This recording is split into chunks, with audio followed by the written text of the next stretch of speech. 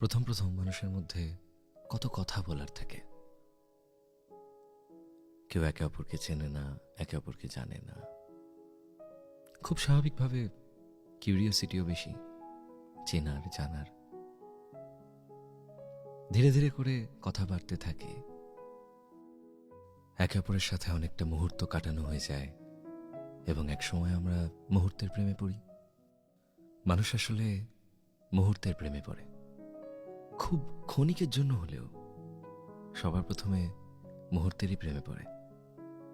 মানুষের প্রেমে ধীরে ধীরে অভ্যেসের সাথে সাথে মানুষ পড়তে থাকে। এরপর আসে একটা পর্যায়ে যখন ঠিক করতে হয় যে তাহলে কি এই মানুষটি সেই মানুষ যার সাথে আমি থাকবো সারা জীবন।